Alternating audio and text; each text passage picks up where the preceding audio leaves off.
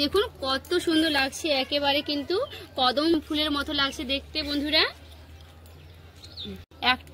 একটা আপনাদের আমি ভেঙে দেখাচ্ছি। এই যে দেখুন কত সুন্দর লাগছে আর কত সুন্দর নরম হয়েছে বন্ধুরা। খেতে কিন্তু খুবই সুন্দর লাগে, মুখে দিলে কিন্তু মিলিয়ে যায়। বন্ধুরা আমার চ্যানেল কুকিং চ্যানেলে সবাইকে স্বাগত জানিয়ে আবার একটা নতুন রেসিপি নিয়ে চলে এসেছি আপনাদের কাছে।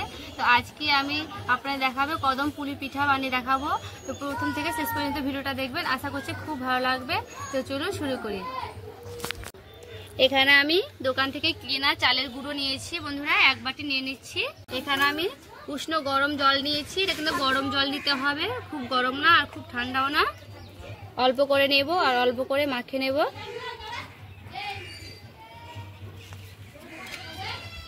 দেখুন বন্ধুরা আমি একটা ড্রো করে নিয়েছি, ড্রো করা হয়ে গেছে। এবার আমি একটা প্লাস্টিক দিয়ে এইভাবে ঢেকে দেব, যেন ময়দাটা যেন না শুকোয় তার জন্য। উনুনে আমি কড়াইটা চাপিয়ে নিয়েছি, এবার অল্প একটু জল দেব।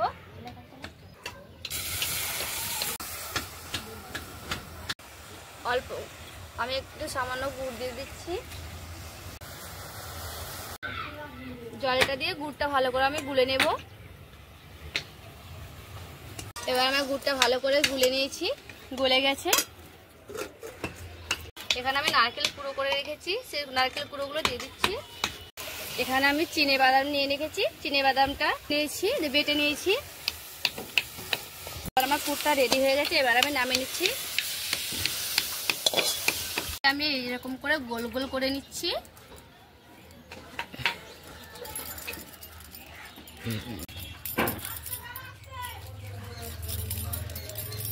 সবগুলো আমি ড্র করে নিয়েছি।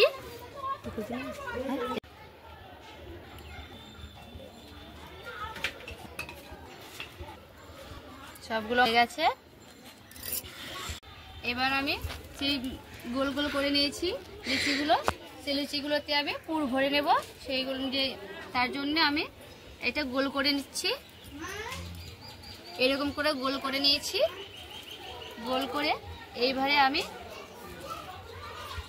হাতে করে আমি এইভাবে নিয়ে নিচ্ছি পুরগুলো। এইভাবে আমি আস্তে করে মুড়িয়ে নিচ্ছি। এই যে এইভাবে মুড়িয়ে নিয়েছি, এইভাবে আবার গোল করে নেব। ঠিক আছে, একটা আমার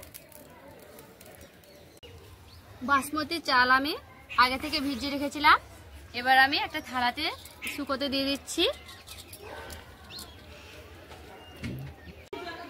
জলটা কিন্তু ঝাড়িয়ে নিতে হবে।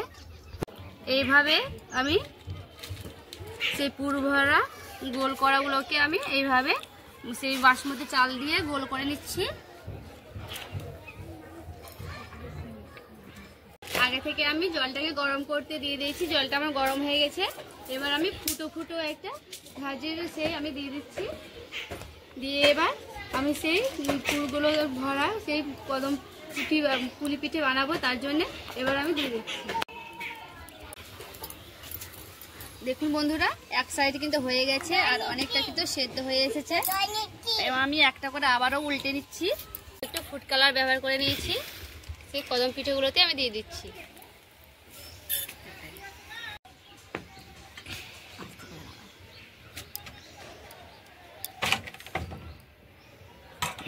এগুলো আমি ওইভাবেই করে নেব,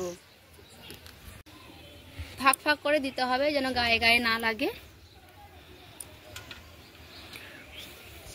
এইটা আমি ফুড কালার ওপরে দিয়েছি বলে সাদা হয়েছে, আর এখানে আমি চালে কিন্তু ফুড কালার মিশিয়েছি, তার জন্য কিন্তু এরকম কালার হয়েছে। তো আপনাদের কোনটা ভালো লাগছে অবশ্যই কিন্তু আমাকে বলবেন। দেখুন কত সুন্দর লাগছে, একেবারে কিন্তু কদম ফুলের মতো লাগছে দেখতে বন্ধুরা। একটা আপনাদের আমি ভেঙে দেখাচ্ছি।